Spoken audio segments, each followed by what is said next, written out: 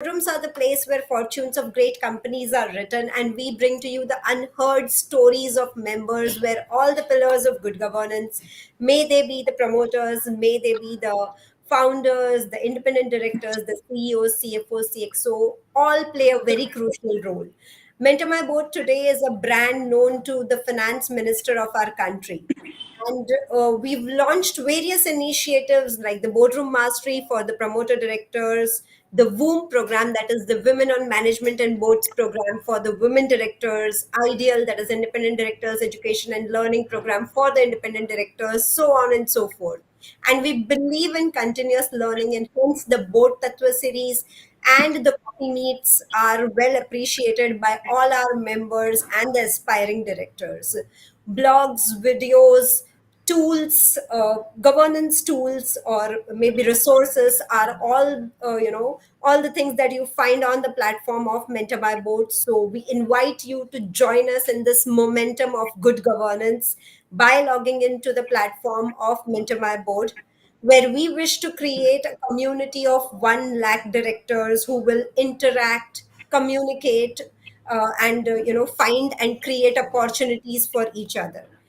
So this platform of Mentor My Board will act as an enabler for us to drive these initiatives pan India, and even the international governance perspectives that we want to bring together for the Indian corporates. And with this sole motive, we have come up with this member spotlight series as well, which will focus on the recognition, growth, and the credibility of our members who are under the spotlight. In this series, again, let me welcome Miss Shagun Mehra, who is a manager at SAIL, and I would be happy to interact with her today. Welcome, Shagun, for this member spotlight series, and thank you for joining us. Thank you so much, Neha, for inviting me to this wonderful series. Yeah. You're always welcome here. So, I would like to first start with, knowing and understanding your life journey. So, please take us through your journey. Taking through my journey is in 2008 from 2008 to 12, I did my Bachelor of Technology in Electronics and Communication Engineering from Amity University, Noida. Then after 4 years, being an electronics engineer, I was, equipped with all the recent technologies of that part. But I was more interested in going into the, doing higher education or going for gate and public sectors examination, government examinations, as we did at that time. So in 2014, I got an opportunity to, join SAIL, Steel Authority of India. I also cleared engineering service examination with a rank of 135, but due to some medical reasons, I was not accepted. So I have been working in SAIL for about 9.5 years. I'll be completing my decade in next year, February. Oh, So yeah, so wonderful. my vast experience include as like network engineer, administrator, purchase manager, contract management, and assistance at various events and jobs. That's it. So, you've been throughout your 10 years working in the sale company itself. Yes, yes, absolutely. Along with Wow. that, I was involved in certain, BRICS communities, as in, volunteering for BRICS, and then I joined this Mentor My Board, which provided me an amazing network and amazing opportunities at this level. So that's it. Thank you, Shagun. And we would love to hear from you about your womb journey as well. Since you're our womb alumni, please Yes. take us through your womb journey. Primarily, Woom actually provided me a platform to connect with those individuals who were quite experienced, the mentors, be the mentors or the members, and who were experienced, who had certain kind of different story to share about. And definitely, I would not forget you and Divya, which were extremely supportive to the entire part of our journey. The Actually, the first primarily the website was beautifully curated. The learning was so simple, and uh, after so many years of studying, we don't have that idea of going into the intricacies of documents and everything. But the presentations held were so inclusive, they were so interactive, and the case studies were provided with a lot of effort. The mentors were exclusively good. In fact, after the entire womb journey, I actually consulted a mentor on and who guided me on certain another topic. So basically, what I was lacking in my journey of sale, like when you get to do the STEM, because I'm a STEM person, so when you get into the STEM part, you don't know the financials, you don't know how to read a balance sheet of an organization. You get into a certain just one part of the organization, and through whom I thought, yes, I could be a board member once for sale or for some other organization. I have that caliber and the capability to do something different from what I am doing now. I'm not living in a bubble right now, in a short term. In short Wow. way, I would say I'm not living in a bubble. So that's something Mentor My Board Boom journey has provided with me with a lot of opportunities and new experiences. Wow, I'm so happy to hear that term, and you used it so beautifully that you're not in the bubble now. Hmm. Thank you, Shagun, and I'm so happy that you derived so much of Hmm. work out of that boom program that you did. Yeah. Wonderful. So, if you can share your perspectives on the role of corporate governance in ensuring that the success and the sustainability of the company, like the sale, Hmm. is Yeah. goes on. Hmm. So, like, if whether we talk about SEAL, that is Steel Authority of India Limited, it's a public sector undertaking, and it is entirely owned by the government, with certain and major decisions are taken by the government and the independent directors. So, I would not say in the entire decision making process, as a person, as a manager, I do have that opportunity to delve into it. But yes, attracting a great talent today beyond is actually beyond the essentials and doing more. So Hmm. governance practices are not just important for the board members. It is also important as a company that how do you define, how do you internally prioritize your corporate behavior? Because the companies who lead in this governance space now, they yield better production and financial results. That's my perspective about it. So true. And as a manager and as an Hmm. aspiring board Hmm. leader, the Hmm. way we were discussing now, so Hmm. what are the key principles that you prioritize to maintain these effective corporate governance strategies within the organization? Okay. So primarily what I emphasize is on the ESG principles, Mhm. environment, social, and governance principles. That is like companies that embed ESG as a practice.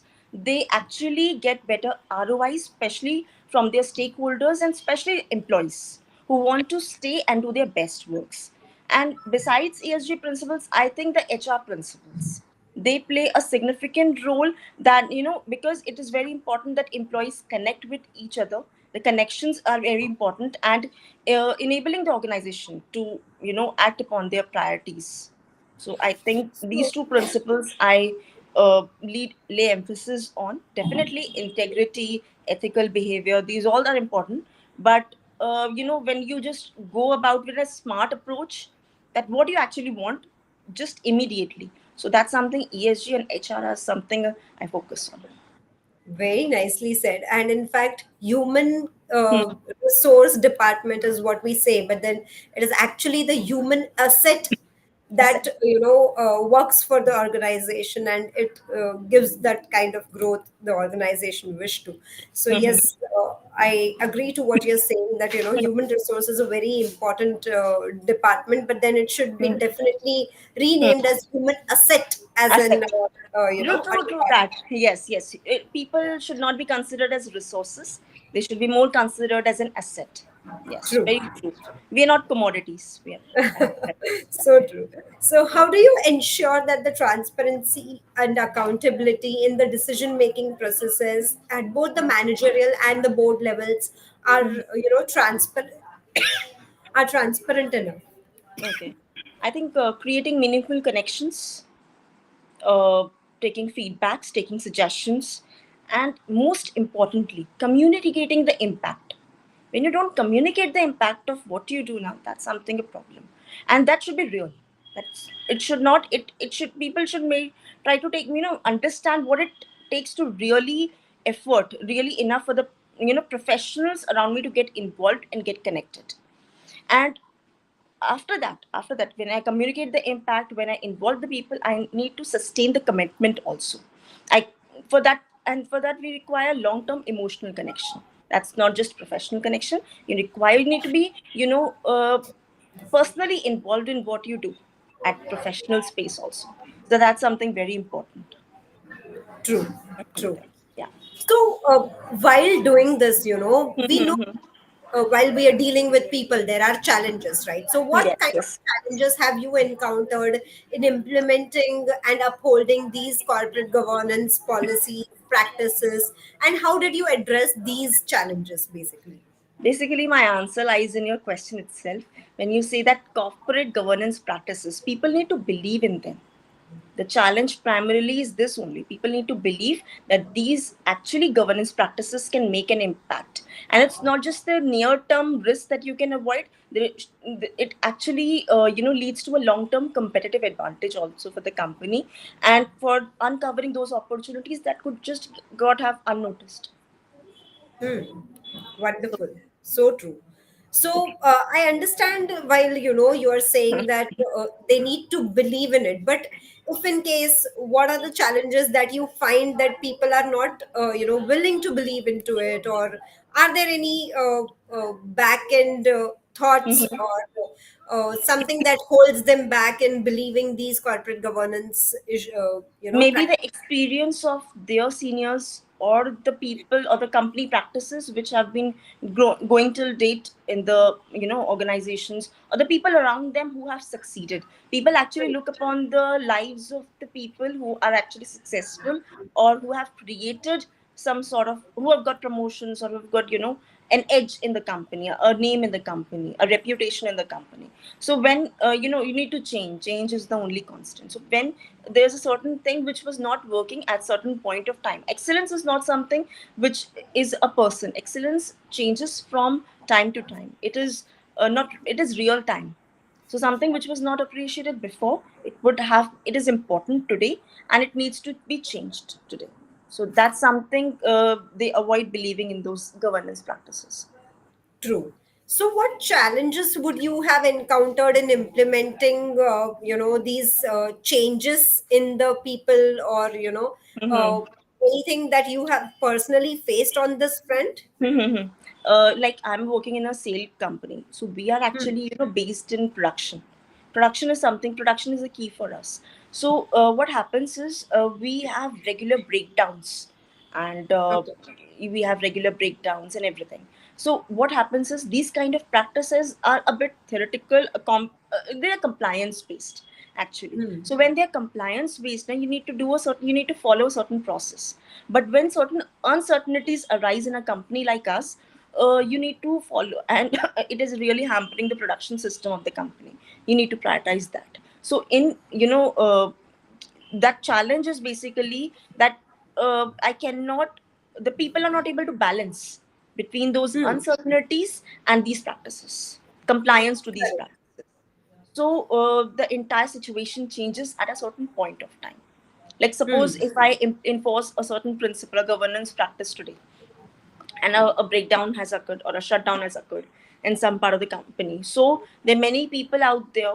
Maybe their personal reasons also play an important role in this, but the professional, most important, like considering only the professional reason, I would say okay, yes, this is the part where I feel that they're not able to balance that thing. Hmm. And I think it happens with most of the companies, and people prioritize that kind of work which have actually promoted their seniors, and not the work which has to be done. Hmm. Perfect, perfect. So, can you share an example of a situation possibly wherein your leadership would have played a crucial role in resolving a governance related issue, or maybe improving these governance practices within the organization, within your teams? Mhm. uh, for me, setting a vision, and and managing stakeholders, it's a dynamic process. It's Hmm. not a one time process. So if I share some sort of an example in this in of my leadership part, so basically we are whenever I initiate a project, or something like that, I advocate for complete transparency at my part. But sometimes what happens is when I'm being transparent, when I'm communicating, there's some Hmm. section of the people that that they don't understand that communication, it could be a communication gap could occur. So I actually enhance it through comprehension part. They need to understand, like, not communication is the key, that's true, but comprehension is the ultimate thing which has to be done in the companies. They need to, if I'm telling somebody my company's vision, my stakeholders, my external people, that this is the vision of stale, this is the mission of the project, this is what has to be done in a certain timeline. But if they're not understanding the impact of it, they're not they're not giving, providing feedback, they may have certain inhibitions, it is a problem. So this kind of things I've faced a lot in my professional life, and I've handled it with I am actually good at managing the trade-offs and conflicts at a personal level. So that's something I do it nicely with my good communication skills and comprehension skills also. I manage the expectations of my stakeholders. That's something which I always do. But unfortunately, it happens is that when you are managing the conflicts, when the work is done, you need to monitor their performance also. There's Hmm. something we face a lot about it, and that something is a challenge, and we do it by mutual understandings. That's something we are doing it. We don't dither into the fact that somebody should be at loss. We always Hmm. try to balance the outcome. That's something Correct. a company like us prefer to do.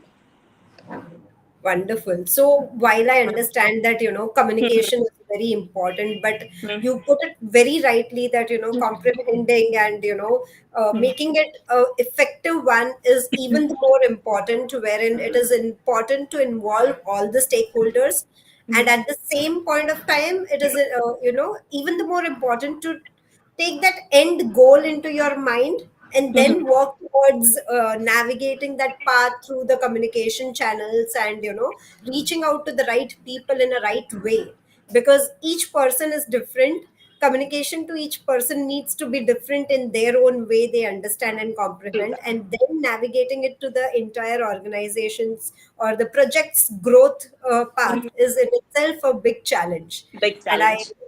simply agree to what you're saying, that having in mind the end objective and taking through those paths and leading to the certain uh, the stakeholders who are together and achieving that kind of project satisfaction is the key, I think. And I also advocate for, I just I'm against that lousy follow-ups. Actually, Hmm. when you follow up, it is very important. They should not be lousy. That's something, a very important part which people miss into. When they miss the important deadlines, they miss the important parts. And there's so much of information. You need to have a smart information at your hand, instant information at your hand. So that's something I advocate for. So so true. And this skill is sincerely very important even at the board level, wherein you need to be updated, you need to be upgraded, and you need to know the recent trends in the industry that you are becoming an independent director on. So it's so true and so important, even as a role of an independent director when you're playing on boards of various companies, because you will not be in the same set of sector of industry, playing the same role. So the sectors are different, the upgradations, the updations are different, and you need to be aware of all of them. So yes, truly said. So how do you foster a culture of ethical behavior, maybe integrity among both the management and the board to enhance the overall governance structure? Because it is very important that management is completely different than the board, and then playing that crucial role in between is even the more difficult. So how do you do it?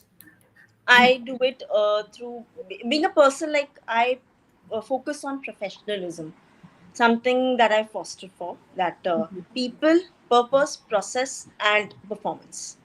That's the only thing which I, for a transparent and ethical behavior, there are many factors which I could have considered, but professionalism is the culture which I foster in my organization, in within my area. That's something I advocate for, being it my seniors or being it my colleagues or my subordinates or with my stakeholders also, which I communicate with. That's something I advocate for. I don't delve from that process. People lack boundaries, people lack professionalism at a certain, after a certain point of time. or in their organizations. That's something which should not be, that's a basic thing which you have to follow in life. So Hmm. professionalism is the number one thing which I advocate for. And it is lacking in individuals, it is lacking in companies to a very large extent right now. Hmm. You also mentioned something about process. So if you can elaborate on that point as well while you were mentioning people, process, People, professionality, purpose, process, and performance. purpose. People, Okay. purpose, process, and performance. So Yes. So, basically, actually, governance experts break it professionalism into four parts. The mhm. people, purpose, process, and performance. Yes. So there is a, as a company I work in, we are a process-based company. Right. Major decisions are not taken by us. Hmm. So what happens is when you breach a process, you get into a vigilance eye. So when you True. get into a vigilance eye, it is important, if you have followed the process, it is very important that you have followed the compliance. Mhm. Otherwise, whether we talk about companies acts, they all talk about the regulatory and lawful compliances.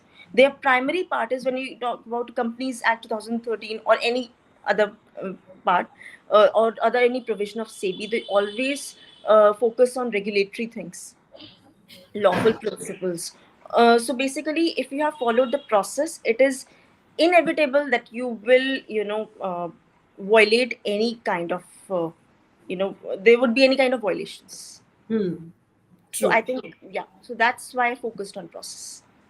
Perfect. And how is it that you take care that people do not cross that line and possibly the processes are followed the way it has been mandated to? Developing a clear role and establishing, accountability, Hmm. and onboarding new recruits the right way. Okay, that's Yeah, a that's very something important. that's very important. And you need to involve your people into strategic decision making. That's something very Hmm. important. So when we do True. this, I think this can be managed. Perfect, perfect. And what are the strategies that you think are essential to keep the board, the people engaged in these matters related to corporate governance and the decision making process that we are just talking about? Like, what we are doing is we are establishing a dashboard for the company. Okay, That would be, having a real time monitoring, reporting, and connectivity of all stakeholders, employees, and top management. So okay. we are into this, we are into a technical process of doing it. How this is something we are doing it, so that I would say that's why the emergence of dashboards or emergence of a centered level, platforms, uh, keeps people informed about various strategies is something, it's not technical, but when you have data at hand, data is something, it's a price, it's very important thing in True, today's world. So true. something, if you have data at hand at an instant way, the right way, I think you will automatically devise various strategies to do it. Right. And yes, involving people in the decision making process, as I earlier said, is something very true. Hmm. Nice. That's So, the what, in your opinion, are the emerging trends or developments in the corporate governance, and particularly relevant to the steel industry, Mhm. because you've been in the sale Yeah. company since past 10 years, So coincidentally, I'm working in the automation part of the company. So I think okay. agility and automation is very important. We Right? also deal with, as I said earlier, that instant access to information, right information, is very important. Uh, like we have the various kinds of tools right now. You question and you get immediate answers, but you need to check their authenticity of the answers also. You need not, involved in plagiarism. So Hmm. that I think you have to this. Plus, I think contracts management. You have various kind of projects. So I think blockchain technology could be a good thing for, like, contracts management part. I think I feel these are the only things which will be good. So, Perfect, perfect. And as a prospective board member, as mm, we see you, so what mm. are the steps that you take to ensure that diversity, inclusion in the board composition are met you, and how do you believe in this contributes to the overall effective corporate governance growth of the company? Board diversity can be promoted in a various ways. It should not be a method of tokenism. It True. should be, it should be inherently involved. It should not be like, why are we just talking about diversity? It is a natural process. It's natural. It's something, a human who is talented, who is, enough to join the board, they should be a part of that board part. And I think, but still people feel, they consider certain minorities. So I think imposing quotas, like we have been done in the, if it has been done at the central level of India, where women reservation bill came into place because it was important. So I think imposing quotas is something, the time of the hour. But if you do it, I think it will, give access to the people, and enhancing, disclosures using the comply or explain approach. People need to comply, and they need to have that kind of transparency in all the compliance and explanation approach. So I think that's the part which I believe in. So imposing quotas is something I believe, it has to be done. It's not something we can avoid, as we can say that the women reservation bill was passed. So I think even the companies should follow that kind of approach. So there were a very mixed opinion when this bill came in, and there were a lot of women who said that we do not need reservations. Mm-hmm. Why is it that women need reservation? Why not That's what men? I said. That's what I said. That, So, it should be a natural approach. It is a hmm, it should be like, you need to naturally involve the people. But how many people reach that part? How many people have access to that kind of uh, you know position or authority? Do you hmm. okay, when the women reservation bill was passed, do you feel that kind of quota which is being imposed in the bill, is it that effective in the, in the area right now? Is it effective? If it is not, then the bill is good. If it is, then it's fine. You can scrap the bill. True, true. Wonderful. So, what, according to you, are Hmm. the key skills Hmm. that an independent director must possess? Independent directors must possess skills Must like, possess. Yes. must. Must possess. So, what are the key skills that you feel, that an Hmm. independent director should have? First of all, the passion Hmm. to be the independent director. They want to be the independent director. They should not have some sort of hidden intention, uh, or passive, gain or something like that. Some Hmm. first, the passion to become that independent director. Second, hardworking, ethical, integrity, and a lot of clarity in what they want to present on the table. I think that could be achieved by that five W's and one H. So they, whenever such kind of situation arises, they should look for that five W and one H approach if they want to, Perfect. comment on it. I think that's something. And just for the sake of the audience, if you can elaborate on the five W's and the one H concept that you just mentioned. That's basically, it's what, where, when, why, Right. and who, and how. Yes. So that's Wonderful. something, we do it in the schools part. So when we used to get a question, why we are doing it, what has to be done, who has to do it, and something, we take a project and matlab, like where it has to be done, when it should be, deadline. What is the deadline? So, and how it has to be done, the process part. And you Correct. can have the feedback also to attach to it. But yes, Yes. so that's something, Wonderful. a good one. Yeah. Wonderful. So thank you so much, Shagun, for joining in. And it was really, really great speaking to you, interacting with you on this Member Spotlight series. And we wish to have you again and again with us, sharing your insights from the sale Thank and you. I hope so. I hope thoughts. so. I hope Yeah. so. Yeah. Thank you so much, Neha, for having me on for this session. It's great interacting with you always. It's so much to learn from you. While giving you answers, I learned a lot, like what has to be done for certain things, what can be changed. And I hope So my audience equally, also, it's a mutual learning. yeah, I hope my audience also enjoyed that. Yes, definitely. Thank Thank you, thank you. Shagun. See you soon Yeah. again. Bye.